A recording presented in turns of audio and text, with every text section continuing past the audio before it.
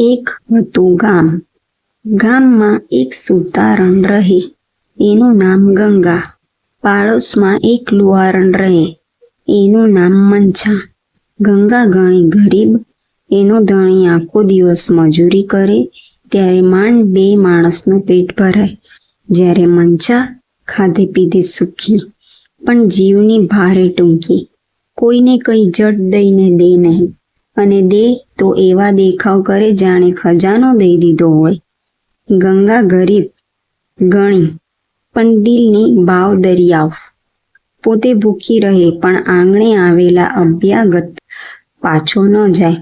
રોટલો દઈને રાજી થનારી વળી આપ્યા પછી પણ અફસોસ કરે કે પ્રભુએ કાંઈક દેવા જેવું દીધું હોત તો દિલ ખોલીને દે. એવામાં અમૃતમય અધિક માસ આવ્યો. ગામના નર નારીએ વ્રત આદર્યા. ગંગાએ પણ વ્રત લીધું. એને જોઈને દંભી મંછાએ પણ વ્રત લીધું. ભાવ ભક્તિનો તો છાંટોય નહીં, પણ દેખાદેખીથી દોરડું પકડી લીધું.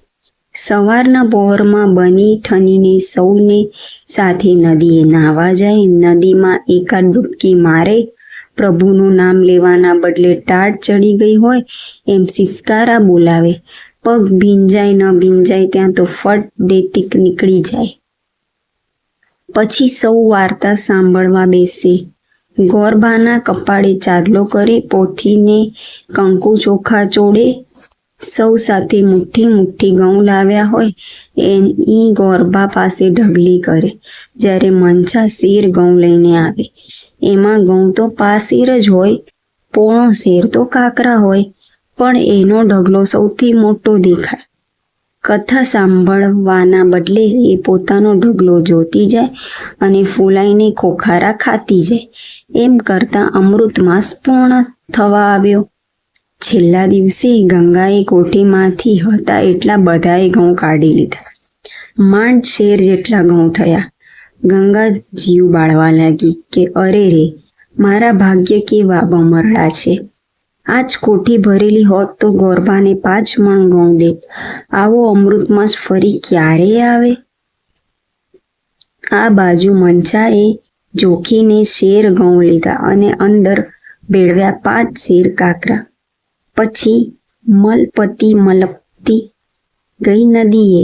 સ્નાન કરીને સૌ વાર્તા સાંભળવા બેઠા. મંછાનો ઢગલો સૌથી મોટો થયો. મંછા તો વારે વારે ખોખારા ખાવા લાગી. આ બાજુ વૈકુંઠ લોકમાં લક્ષ્મીજીની મૂંઝવણનો પાર નથી. પ્રભુએ પૂછ્યું કે દેવી મૂંઝવણ શાની છે? ત્યારે લક્ષ્મીજી બોલ્યા કે નાથ, રોજ તો પાસેર ગૌમાંથી પોણો શેર કાકરા વેણવાના કે દમ આવી જાય છે. આજે તો શેર ગૌમાં 5 શેર કાકરા છે. ઘઉં વેણો કે કાકરા?